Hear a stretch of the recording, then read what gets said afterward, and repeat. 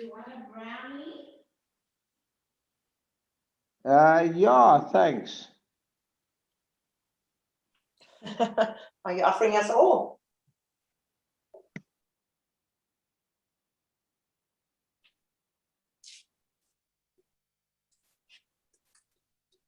Morning, everyone. How are you? Morning, Rabbi. Morning. Morning, Hoe gaan Rabbi. dit? Fine, how are you? Lekker susukrekka. Oh, Are we all doing well?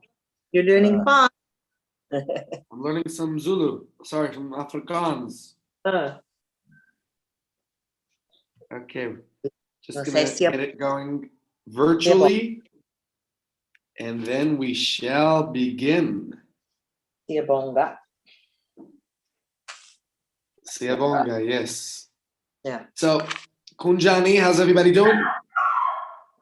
Today we're going to talk about doing things like mitzvahs, like Torah, whether or not we're in the mood of doing them, which is sometimes challenging to do. So we're going to look at some aspects of the Parsha this week. We'll do a quick review of the Parsha as well, because after all, if we've been busy with our Pesach and all those other things, we probably didn't have a chance to study too much of the Parsha this week. So it's worthwhile to first take a look at insight of the Parsha, and then to, as soon as we get the Parsha going, and as soon as we know what we're talking about in this week's Parsha, then we can look at some lessons from the Parsha for life. Let's just send a message. I noticed I haven't sent a message to the group this morning, which means many people are wondering if we are studying. This is what happens when you get a little bit busy. But you're all here, so I guess that's a good sign that even if I didn't send you a message, you still have faith in me. I love that. Okay, just a minute. We're going to get a message up to everybody, and then we are rocking and rolling here. Any questions from yesterday's shir before we begin?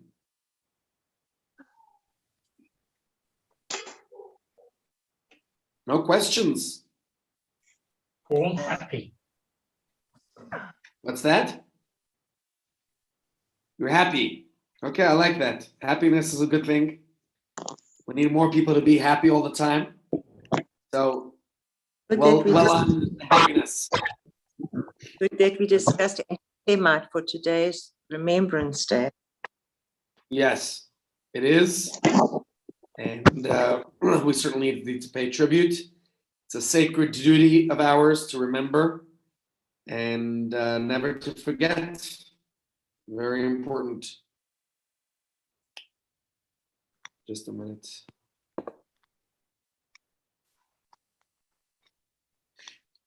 Okay.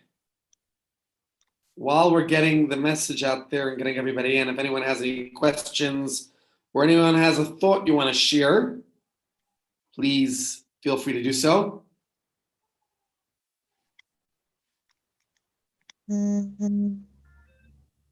Okay. Just a minute. Rabbi, can we join the shir at any stage? From next week on, I learn from 9:30 till 10:30, and I'd like to pick you up as soon as I'm finished at 10:30. Can I just You're come always in? welcome to pop in whenever you like. Sure. Thank you, Yeah. Rabbi. That's not a problem. We always we let people in whenever they come in. Thank you. We don't want to deprive anybody from any learning. That's for sure. When we were in person, we would say, well, you get lunch, you come for the shir. But here you could get lunch even if you don't come for the shir, right?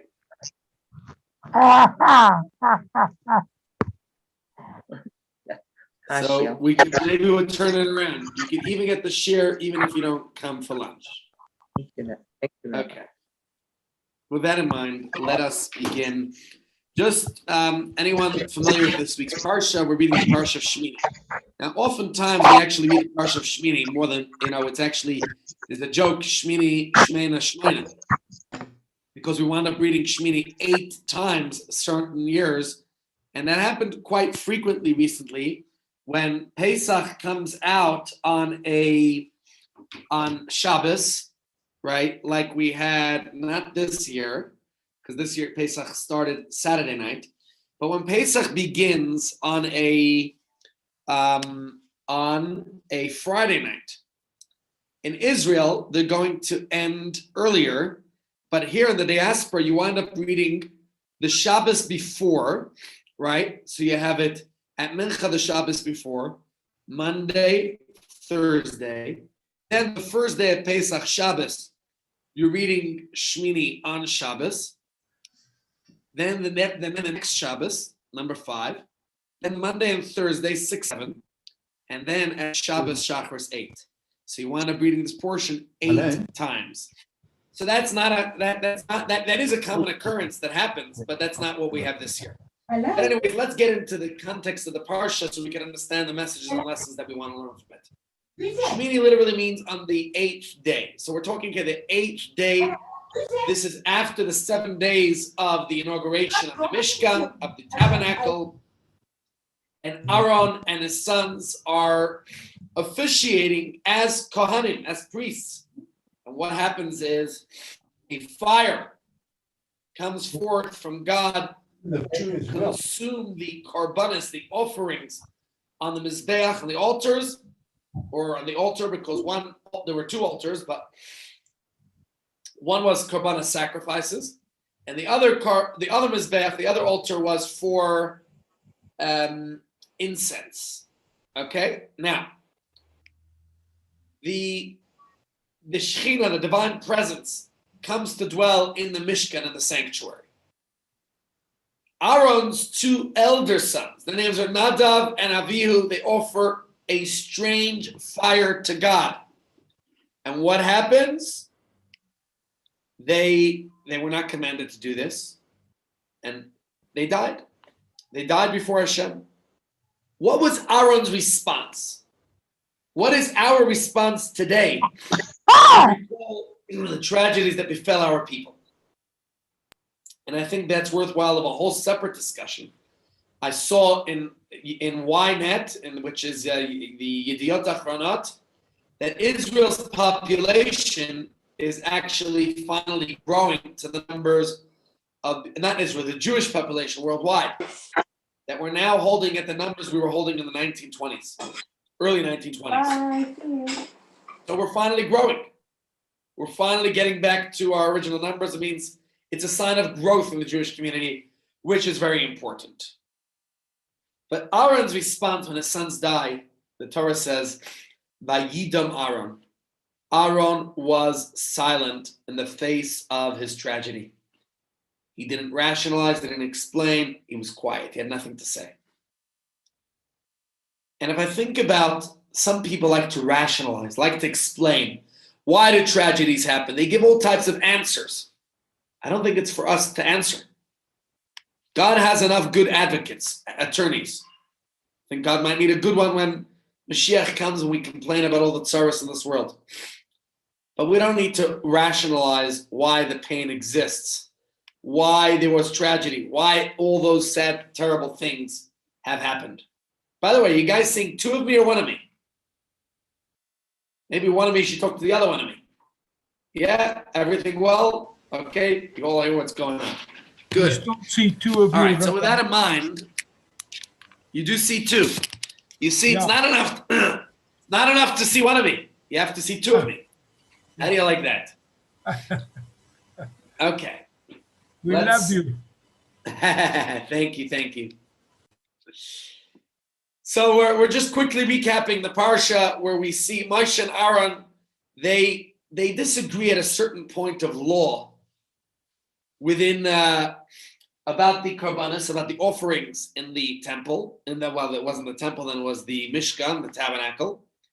But Moshe concedes to Aaron that Aaron is right, and Hashem commands. We have in this parsha the laws of kosher. A lot of the laws, for example, identifying the animal species, what's permissible, what's forbidden, right? If they chew their cud and have split hooves, and all the other qualifications. What's interesting is the Torah tells us there are only 4 animals that have only 1 sign, which I think is another indication of God's DNA, God's pin in the Torah. You know what PIN stands for? Personal identification number, right? You have a PIN for your credit card. God's PIN for the Torah is this. Because how would anyone have known 3,300 years ago, 3,333 years ago when God gave us the Torah? You know, that was in the Sinai wilderness. Yet, for all these years, we still maintain the same exact belief that there's only 4 such animals. The hare, the hyrax, the camel, which chew their cud, but don't have split hooves. And which one is it? Come on, guys. Which one is it that has split hooves, but doesn't chew its cud? Baza. The pig. Which one? Baza. Pig. The chazer. Yes. Pig. So the pin to the Torah is the P-I-G. But the point is that the Torah tells us all that in this week's Parsha. Nobody has yet in 3,300 years discovered any other such animal. Land animals, the Torah tells us, can only be eaten if they have, so we discussed that. What else? Fish. The Torah tells us, fins and scales, right? And then there's a list of non-kosher birds given and a list of kosher insects. 4 types of locusts. Did you know locusts are kosher? Yep, according to Torah law, locusts are kosher. So if you really want to eat a locust, but you got to know which ones. What else do we have in this week's Parsha? Shmini, we have some of the laws about ritual purity. We have the power of a mikvah. And what else? The Torah concludes that we are called to differentiate between the impure and the pure. We're going to learn more about that in next week's Parsha in Kedoshim Tiyu, what it means to be holy. Okay, with that in mind, let us learn some important lessons. You know, in Jewish life, there are concepts and activities that uplift and inspire us. Personally, coming from Pesach, I feel that upliftment, that inspiration, we all have that. We engage in whatever mitzvahs, whatever activities that we feel nourished, we feel happy, we feel fulfilled. Right? We appreciate the beauty of being part of the Jewish nation, of all the special, unique mitzvahs that God gives us. We feel special about it, and that's wonderful. But then there are areas in life that we don't have that same sparkle, the same feeling towards, where perhaps those mitzvahs don't excite us as some of the others. Everyone's got their certain mitzvahs that they love, that they enjoy, but then those that are a pain in the neck. I don't enjoy going to shul. Or someone else says they don't like kosher. Whatever it might be, everybody's got certain mitzvahs that perhaps they don't feel motivated or excited about, and perhaps even frustrated with them. I know people that don't, how could we do certain mitzvahs? How could it be? And such questions I get all the time about kosher, about sacrifices, about bris, about whatever it might be. And whether it is because they feel that it's pointless, it doesn't make sense to them, or because, it's too demanding. What, you mean I got to go to shul every morning, 6 a.m., right? Or I can't eat wherever I want to, whatever I want to.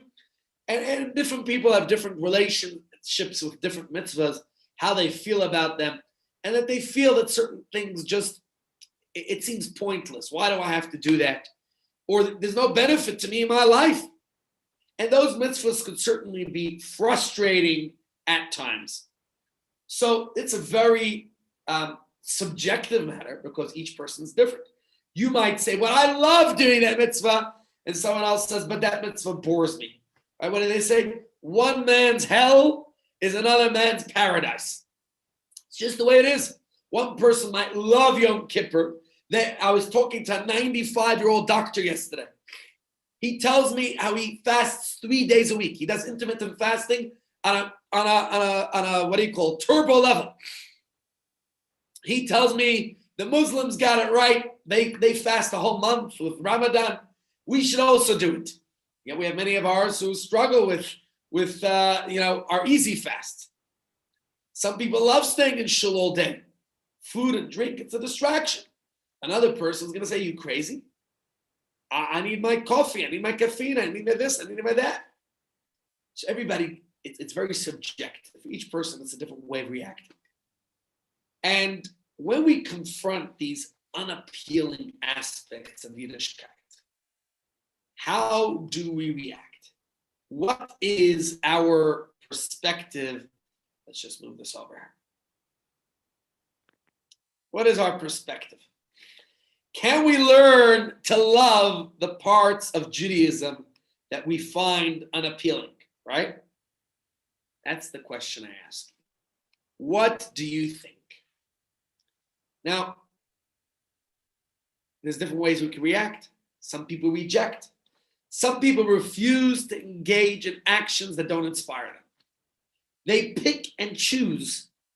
Judaism is a buffet, a smorgasbord of options, and I pick what I enjoy, and I don't take what doesn't attract me, what doesn't excite me. Okay, you weed out the carrots, and stick to the cakes. And this doesn't necessarily mean that they're looking for the pleasurable and easy, but maybe people want satisfaction and meaning. Right? Maybe people evaluate each experience to see if it's something they personally can appreciate. And they will not waste time and energy on actions that are pointlessly draining and frustrating. They want to invest time and effort into the more exciting parts of their Yiddishkeit. What's wrong? Others might accept, right? Maybe others view Judaism as a package deal. That sometimes we need to lose the small battles in order to win the war. So to win the joyful experiences, they're willing to accept whatever sometimes they're forced into moments of a non-enjoyment, right? There are no wins without the losses. Now, internally, both of these approaches are really the same. Regardless of whether or not they actually do the mitzvah, they're both in the same emotional space. They both dislike the mitzvah and feel frustrated and restricted by doing something that's not to their satisfaction, whether or not they do it, right? So is there a way to go beyond this predicament and that we could reach a level of appreciation, that we do a mitzvah, and even though at this stage perhaps I don't enjoy that mitzvah, maybe I could come to a stage, to a level where I will enjoy doing that mitzvah. What do you think? Is that possible? And we know how to do something we hate, right? But can we learn to love doing something that we don't necessarily like? And if that's the case, will we lose ourselves in the process? So let's take a look at the parsha this week, because surprisingly, Judaism seems to support this pick and choose approach, actually. Generally speaking, there are two categories of mitzvahs.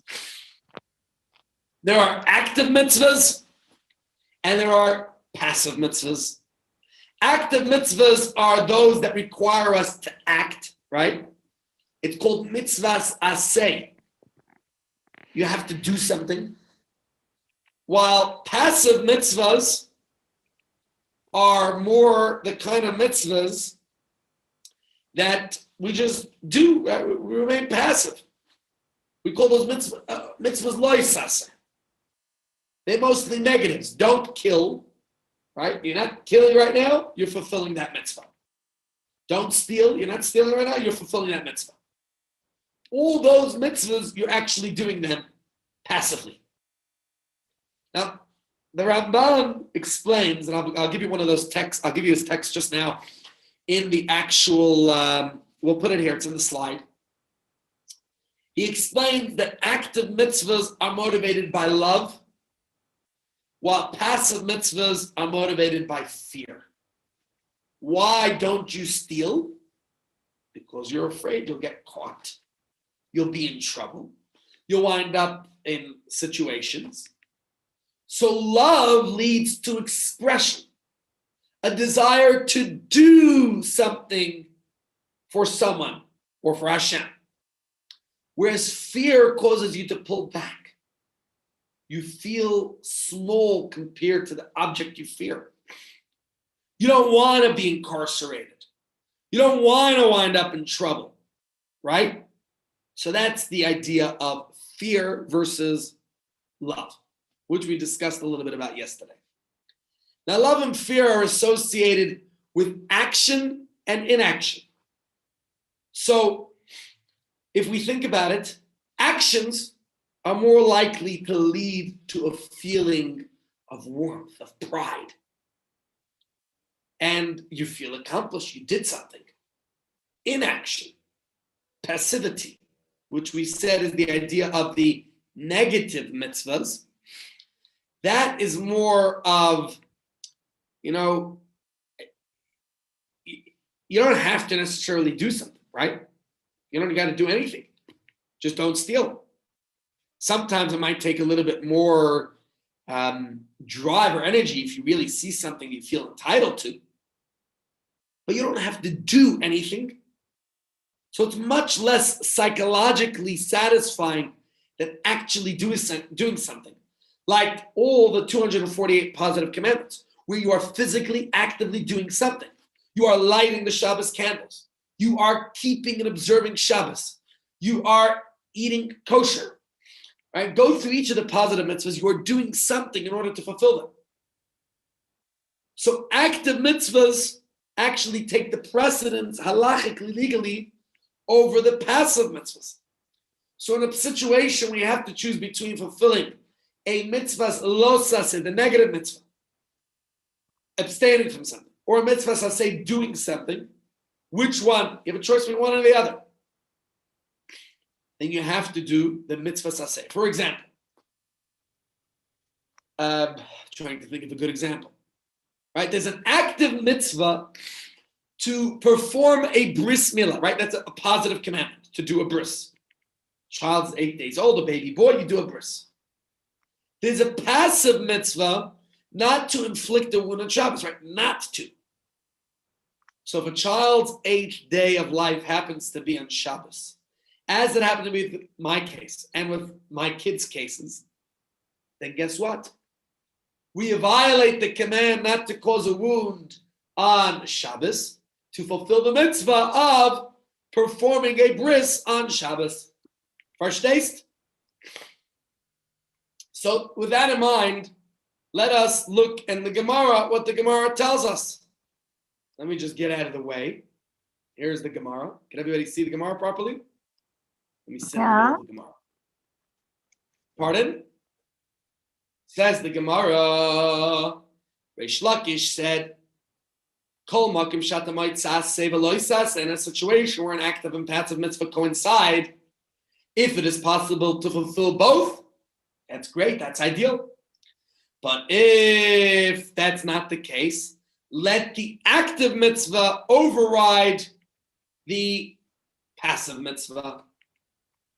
And one of the reasons for this rule is precisely the idea that we discussed, that there's a greater value to a mitzvah that's done out of love than one that's done out of fear. And for that, let me share with you what the Ramban says in our next text.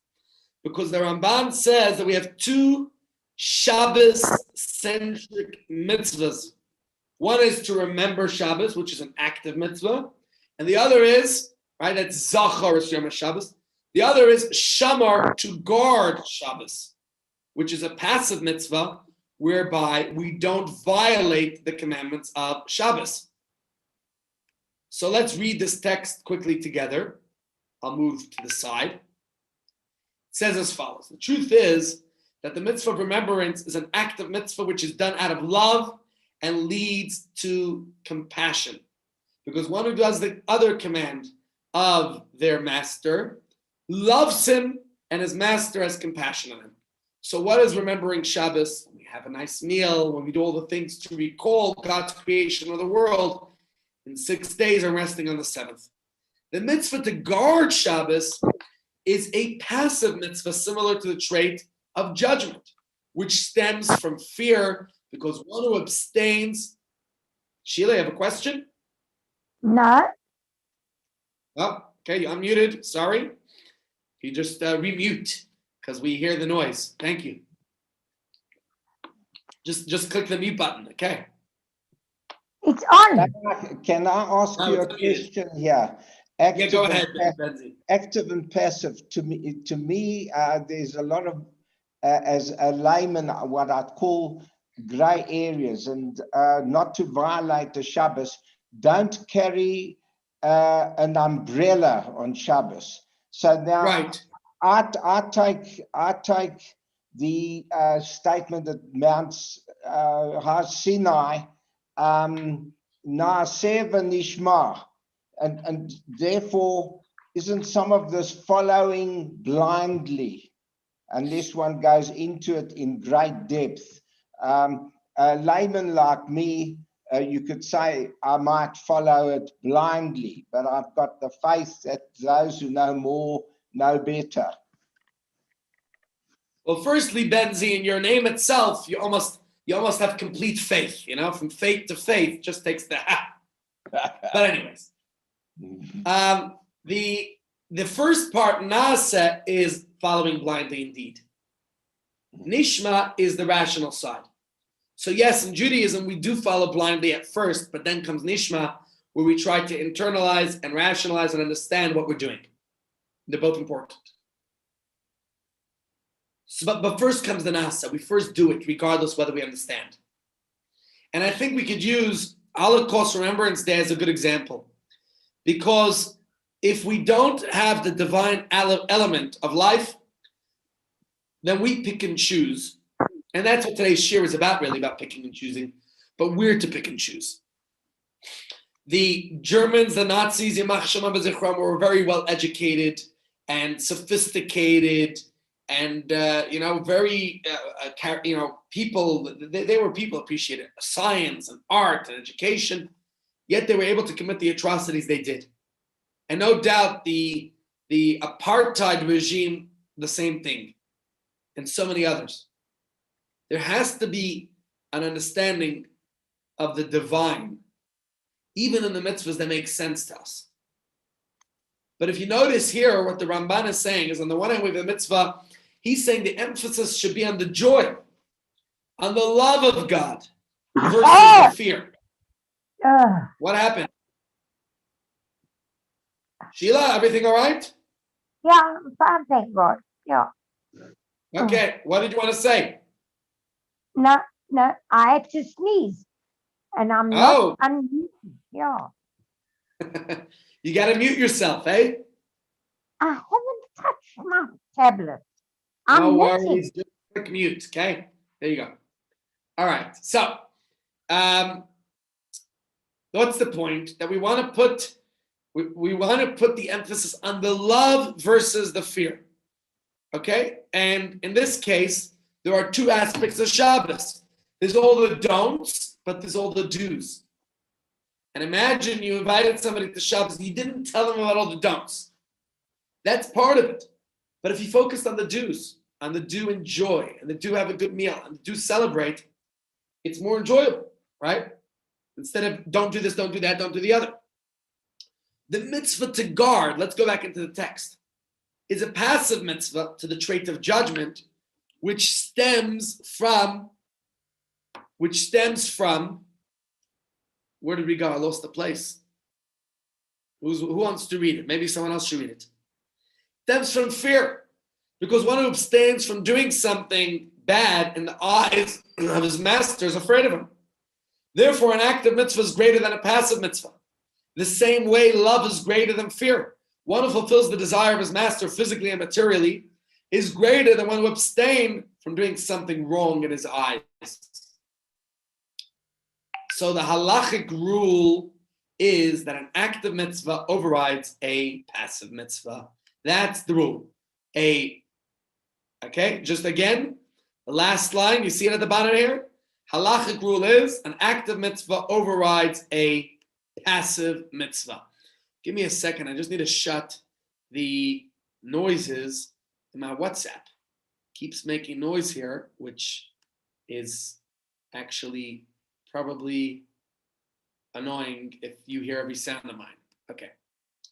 So with that in mind, it's important that we note the legal prioritization of an active mitzvah over a passive mitzvah is only when they are in conflict. We just read here at the beginning, it said, if both of them can be fulfilled, that's ideal, right? Obviously. But ultimately, active mitzvahs win the day. So what does that tell us? Don't we do the ones we like, the ones that we're excited about, than those that we're not excited about? So if Judaism recognizes that some mitzvahs can be more satisfying than others, then it only strengthens our question, which is, how can we learn to appreciate the godly directives, all, not just the ones that we like, right? Not just doing mitzvahs that we like. Get the question? So, ultimately... Rabbi, I still have difficulty. How can one walk in a torrential downpour of rain without a brolly and feel joyful about that? I don't understand that. It's to me, it's not. So who says you have to walk in the rain? Who says you have to actually walk in the rain on Shabbat? Don't walk in the rain, wait. Well, Rabbi, you might be... You know, people oftentimes ask me this question. I want to go to shul, but I live too far from the shul. Which is a greater mitzvah, to go to shul on Shabbos or to stay home and keep Shabbos? For sure, to stay home and observe Shabbos. So you don't have to go to shul, and you don't have to go in that torrential rain. Because by going in the torrential rain, I could go in the torrential. I don't mind. Rain doesn't hurt me.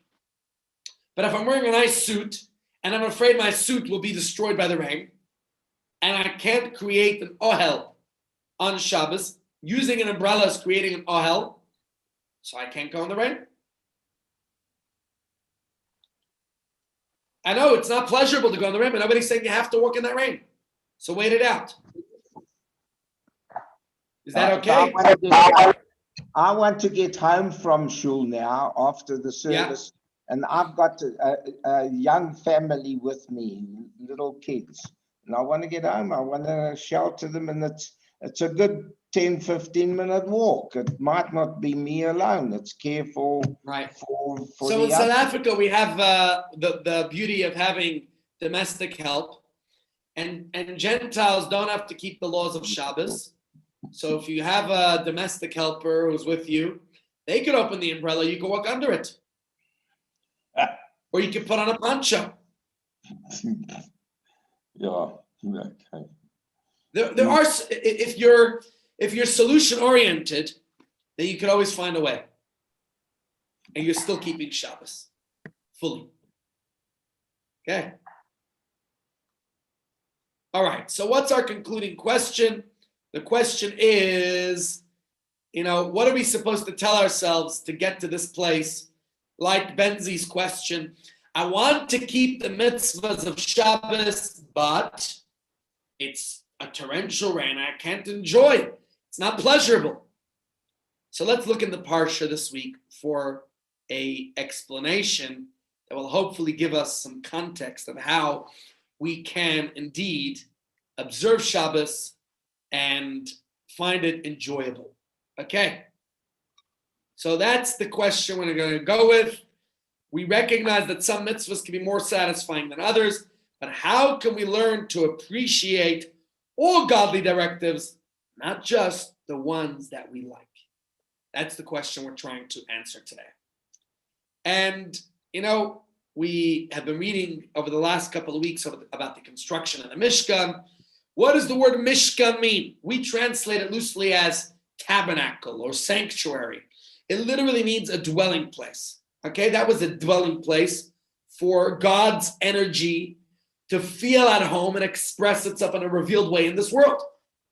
So while godly energy exists as the underlying current of all creation, it's oftentimes covered by many layers. And just as when we leave the house, we might wear less comfortable clothing, or maybe ladies put on some makeup, right?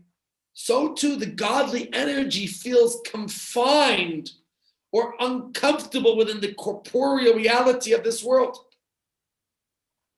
So the Mishkan was to be the place for God to express himself in all of his brilliant glory. You feel more comfortable at home, and so we created a place for God to feel comfortable and at home here in this world. And one could just think about it. Can only imagine the level of, you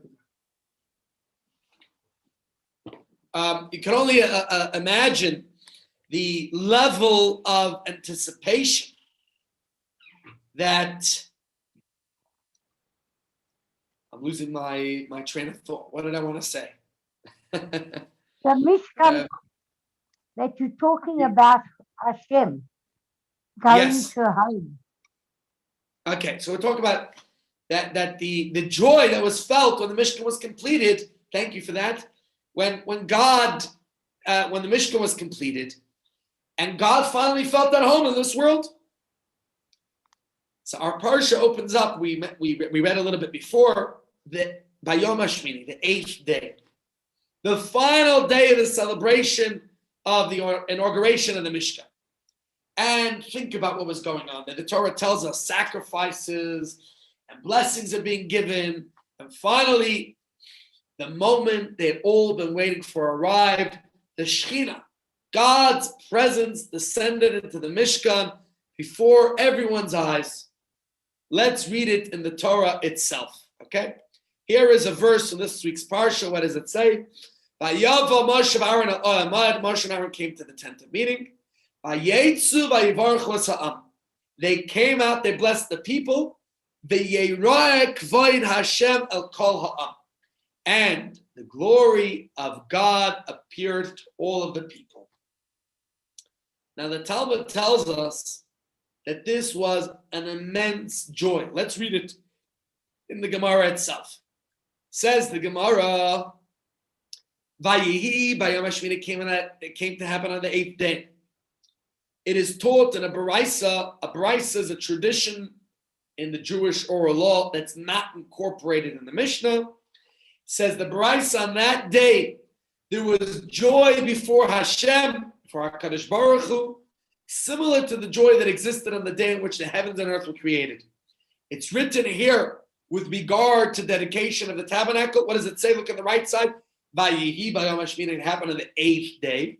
And there it says, Vayihi Boiker Yom Echad. The same word, Vayihi. And it was evening and it was morning the first day. So the Mishkan is the first time there's a permanent dwelling place for God in this world. And although God revealed himself at Matan Torah at Mount Sinai, that was a temporary communication. This is the first time godliness had a home. We, the Jewish people, had a tangible prototype for our mission of refining the entire world. God and the Jewish people shared joy was unimaginable at that time. But did it last? Unfortunately, that was not the only event going on that day. On this very same day, what happens? Nadav and Avihu, the two sons of Aaron, who were serving as priests, ministering in the temple, they entered the Kodesh Kadosh, the holiest room inside the Mishkan. They went to offer a sacrifice, and they passed away, suddenly, untimely death. Let's read it in the verse of the Torah. What does it say in the parsha itself? Just to think about the celebration. Here you have this great day of the Mishkan, finally a dwelling place for God here on earth. And all of a sudden, it's shattered by this event that we're going to read right over here. Okay, so look inside the text with me. Let's read it together. Aaron's sons, none of you, each took their pan, and they placed incense upon it, and they brought before God, they placed incense upon it, they brought before God an eish zara, a foreign fire, which they were not commanded to do. The fire went forth before God and consumed them. They died before God. Moshe said to Aaron, this is what God spoke when he said, I will be sanctified through those near to me, and before all the people I will be glorified. What's Aaron's response? Vayidom Aaron. Aaron was silent. What was their sin? What did they do? There are various commentaries that discuss this, but I want to just focus for a moment on a larger, more practical problem. During this auspicious celebration, who is available to bury them? Right? So let's read the next verses. We're going to put it up here. The verse relates, let's read it right here. Mishael and Elitzaphan. They were cousins of Moshe and Aaron, and they were called to this task. Vayikra Moshe el Mishael Elitzaphan. Moshe summoned Mishael and Elitzaphan, the sons of Aaron's uncle Uziel, and said to them, Kirvu se'u es achechem, draw near, carry your cousins, your kinsmen, from within the sanctuary to outside the camp. Vayikrevu, they approached.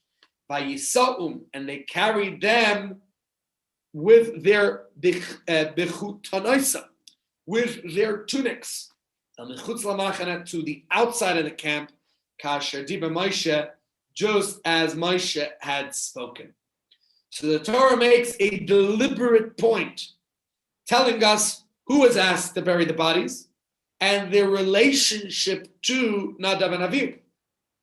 These two fellows, Mishael and Elitzaphan, they were cousins of Moshe and Aaron, and cousins once removed from Nadav and Avihu, right? So why are they the ones to be burying the dead? Think about it. They were Levim, and they would soon be serving in the Mishkan. They had a very personal connection with the celebration of the day. Remember, the Levim all played a role in the Mishkan service. So why pull them away from the festivities? Why not ask someone who's not intimately involved in the celebrations? Take a non-Levite, get someone else to come and deal with the burial. Why, of all people, were these two Levim chosen and they were relatives? Why are they the ones doing this? And so imagine it was your daughter's wedding day. And with all the commotion and excitement and celebration, you notice a piece of jewelry has gone missing. Just imagine. On any other day, you would spend time anxiously looking for it. But it's your daughter's special day. It's a special, joyous occasion. Would you say that on this day, you should be the one running around searching for the missing jewelry? What's your thought? Let someone else do it. Let somebody else get involved. You're not belittling the loss, but they understand that you have other important things to be doing on this day. In fact, we're going to look here at the commentary of Rashi, where Rashi explains this with illustrating this point. So that's my question. Why here are these Levim, the ones who are dealing with the burial? They had other things to be doing on this day, as they also had an important role to play. Good question. So let's look at Rashi in order to understand Rashi's explanation of this matter. Says Rashi, what does it mean in this verse that we just read? to carry your kinsman from within the sanctuary. Like a person says to his friend when someone has died at a wedding feast. Rashi is giving a little bit more of a dramatic example. I don't want to go that far, but this is Rashi. Take away the deceased from the bride so as not to disturb this joyous occasion. Here too, Mishalim and Safam were to remove the dead from inside the sanctuary so as not to disturb the serenity of the investitures of the sanctuary. So just imagine, the Jews were celebrating this special moment, the inauguration of the Mishkan. It was a very special moment, and all of a sudden, it's dampened by the death of Aaron's two sons. And instead of being able to focus completely on the joy of the moment, the inauguration of the Mishkan, now they're forced to contend with the grief, the sorrow, the loss of these two righteous souls in the Mishkan itself. Right? It was in this highly delicate and sensitive situation that a decision needed to be made. What's the focus of the day? And Moshe steps in and he arranges for the bodies to be discreetly carried out and let the festivities carry on. Because this day is about the Mishkan. Now, of course, these souls were mourned for. Torah tells us. We're going to have a whole portion dedicated. Achremos Kedoshim next week. But the crux of it is that they were not mourned on that day. The mourning was pushed off, but it was not eliminated. So considering that removing the bodies was about preserving this joyous atmosphere at this moment, that's what it was all about. How are we going to preserve the moment of now? And so, perhaps Moshe thought that the perfect people to do it were the people who were involved. These Leviim. You know, who's better than a Levi that can be trusted to preserve the joy? Who would most likely keep their mind on the Mishkan if not for the people who were actually serving in the Mishkan? So that's perhaps why Mishael and Elitzapha. And if you think about it, for a Levi, removing the bodies was actually part of their job. The Leviim's role was to serve and protect the Mishkan. So by burying these bodies, preserving the atmosphere of the Mishkan, Mishael and Elitzapha were just doing their job. Most of the Leviim did their job in the conventional way, right? They sang, they cleaned, they performed, they did all the things that they had to do. But this is part of doing what they had to do. Let me share it with you in the words of the way the Rebbe said it, that this itself was part of their job. And I think that's going to be quite fascinating to read it in the way the Rebbe said it. What should be the focus of this day? Is it the grief of the loss of these two righteous souls? Or is it the festivities and the joy and celebration of this moment, as this is the day of the inauguration of the tabernacle? That's the question. And let's read it here in this from the Rebbe Lekutei Sichos, volume 17, where he explains that burying the deceased was not an active, positive service, like the Levim ordinarily did singing the Mishkan. Rather, it was a negative action, removing items that would disrupt the Mishkan service. So it's true, Mishael and Elitzapha were doing their job. They were cleaning up. That's part of what they had to do. Right? The other Leviim were singing, were celebrating, and they were doing something that's a little bit less pleasant, burying the dead. This is not what they signed up for. So what was their inspiration? Why were they doing this?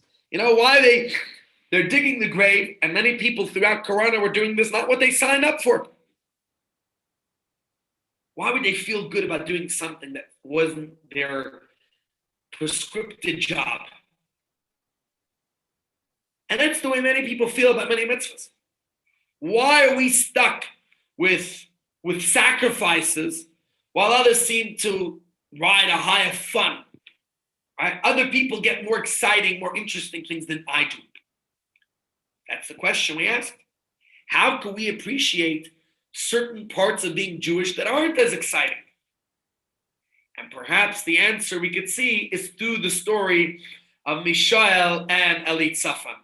Now it's 10:57, and I am only 2/3 of my way through. What do? We carry on tomorrow. We carry on tomorrow. Usually I don't give a share on Friday. We have to get the food parcels out and all that.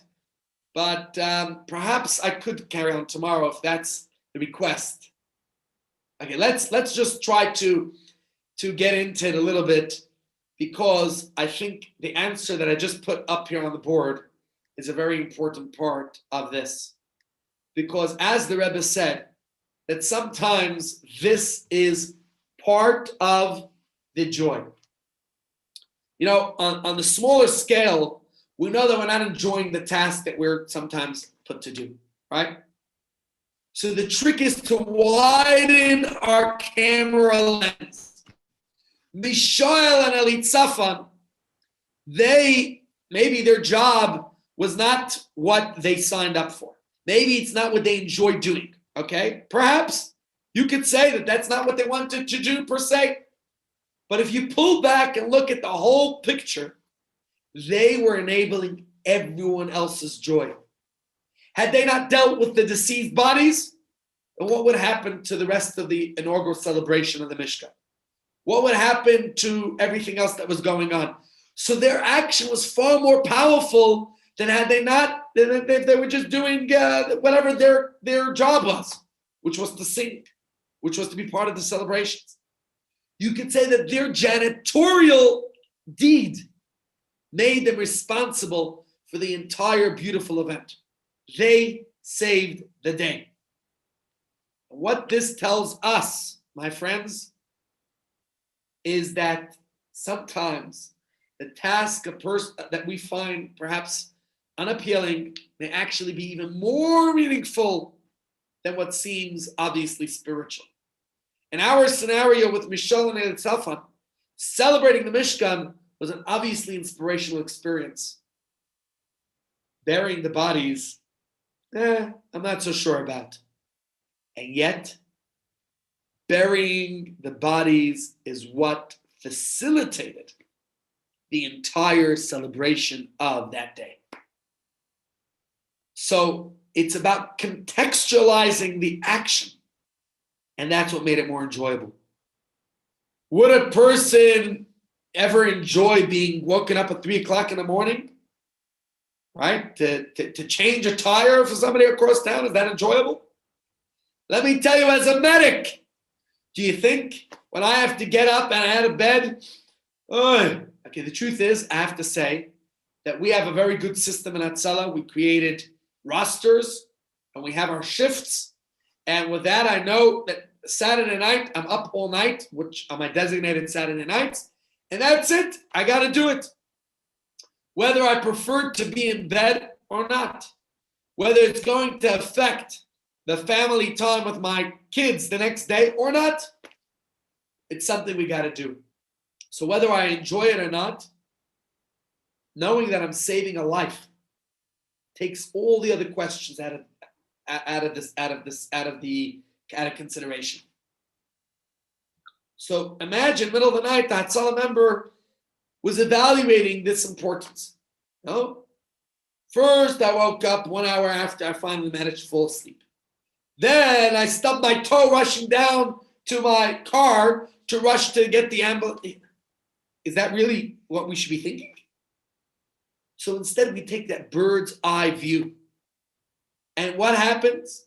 We realize if I take that bird's eye view, I see things from a different perspective. I appreciate this role that I'm playing.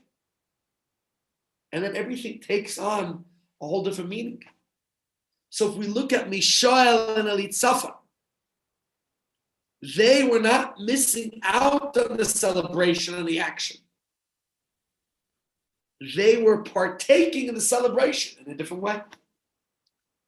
While everyone else was rejoicing in the celebration, they were preserving the celebration. And it could be very well that their role in the celebration was more integral to the joy than those of the actual, what their job would have been in the singing and the dancing and whatever else the Levim were doing there. So that's what we have to understand. Now let's read that again in the words of the Rebbe. Right here in front of you, text 7. He says, from Mishol and Elitzafan, they were not removed from rejoicing. Taking none of an Avihu out of the Mishkan was how they took part in the Simcha. So we have to understand that same thing. If you're volunteering in the shul, if you're even getting a hard time, getting some slack, it's all part of making the shul roll. And this we can learn from the Torah. That the Beis HaMikdash was complete with all types of tasks, holy tasks. Right? One of the tasks was to remove the burnt coals, the ashes from the Mizbeach, from the altar surface. From a certain perspective, that job is nothing more than a glorified garbage man. Right? It's certainly nothing to write home about. I clean up the garbage. I imagine you come up and say, I removed the ashes from the altar. But the truth is that this is something to write home about. It was actually considered a mitzvah to lift the ashes. That was a service that was performed by the priests. They used the silver shovel. The one who merited to carry out this procedure, the one who fulfilled this, actually had to immerse in a mikveh.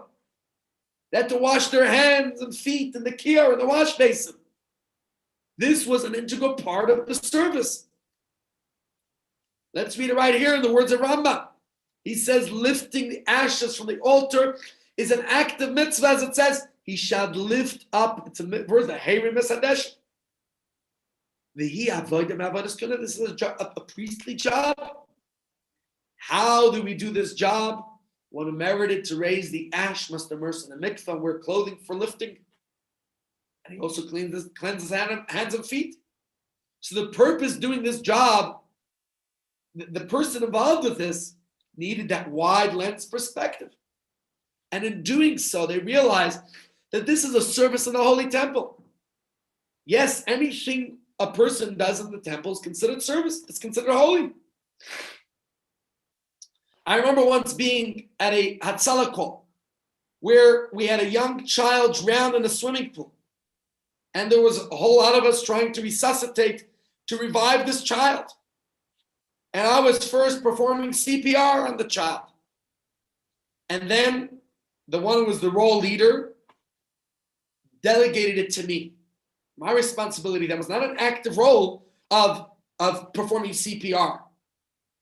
Instead, I had to look at my watch and I had to count I had to count 2 minutes and move everyone around because the person doing it before me was exhausted from that. And now I had to designate jobs to different people. And I remember feeling a little bit strange about this. I felt like I was saving a life when I was actually performing, doing CPR and all the different actions I was doing. And here I'm standing back and I'm on a watch. And then I'm telling everybody every 2 minutes to change roles. Felt like I wasn't playing an active role. And I remember I was fairly new then, but one of the guys told me what I did was just as vital as everyone else. Why? Because it's important, that performing CPR is very, very tiring if you ever tried to do it. And if you're doing it for more than two minutes, it's going to be ineffective because you're going to get tired out. So I had to keep moving people around. That was how I was playing my role in saving this child's life.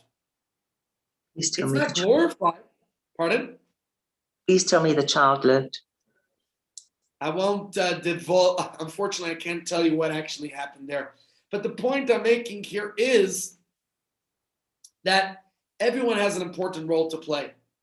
I remember hearing from a rabbi who became an OBE. What does OBE stand for? Something of the British Empire. Order of the British Empire, maybe? Order of the British Empire. Yeah. So when he was doing that, he said he was walking in Buckingham Palace, going to meet the Queen.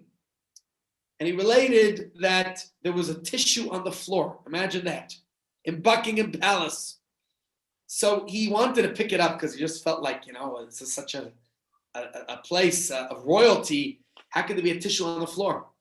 And then he was tapped on the shoulder as he was about to lift it by one of the royal guards who said to him, in Buckingham Palace, only the royal staff can clean the floors. And in a sense, you think about only a Kohen was able to do this job, right? This is really vital to understand this. And let's read it in the words of Rabbi Bachia, right here, text number 9. He says, when we learned that even when it comes to the mitzvah of removing the ashes from the altar, which would seem to be a light mitzvah, God instructed us to honor the mitzvah. It is performed by a Kohen who's dressed in the priestly vestments, like they said in Buckingham Palace. This demonstrates a general approach. Anyone who wishes to come close to God has to assume whatever it is that he or she is doing, it is for God.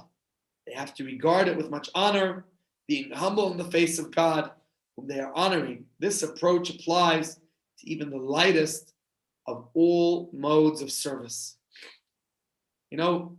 On this day, and I think I'll need to conclude here, but just to think, Viktor Frankl, in his book, Man's Search for Meaning, he equates meaning with happiness. I don't remember which shir I mentioned this in, but I mentioned it yesterday. A human can withstand any pain as long as there's meaning to the pain. By the same token, anything can be pleasurable if there's some meaning behind it. And back in the days, people used to go to the spa and pay to get whipped. Yeah, it was part of the joy. You ever ask somebody to scratch your back? As long as there's some meaning to it, then you enjoy it. Right? As a person matures, the capacity to experience pleasure broadens. Pleasure isn't just limited to the immediate emotional and sensory experience. We can take pleasure from a result, right? Like you mentioned, Rosalind, if I know that child's life was saved. So even though I was woken up in the middle of the night, and even though we were doing all types of difficult labor there, but there's a certain joy to know we saved a life, right? So when we have that broad mind, we can think of things in that way, and we could process, we could understand, even if the moment, this instant, it's not so enjoyable. I remember hearing a Hasidic story of a camp director. My name is Rabbi Gordon. I think he's still around. He's an elderly gentleman in Morristown, New Jersey. And he told us a story. I was probably 13 or 14 at the time. He said he was a young boy in Russia, and his father took him on his bar mitzvah, his 13th birthday, to the mikveh. And the mikveh was freezing cold. It was early in the morning. This is probably in the 1930s. And the mikveh was freezing. And he goes into the mikveh and he's, it's not enjoyable. Afterwards, his father wrapped him in the towel. And, now it's enjoyable. Now I'm experiencing the pleasure of warming myself up. And his father said to him, Yisrael, in life you'll face certain experiences which perhaps will be instant gratifications. And then you might want to say, but later it could come to, it's the results of it are not so good. And in other instances, it's not enjoyable in the moment. But later on, you'll know to appreciate the pleasure that comes from it. So with that, I think we'll have to conclude today's shir. Find whatever aspect of a mitzvah that you do, that you enjoy doing, right? All the service of the temple is holy. And to think, maybe we don't enjoy this particular thing.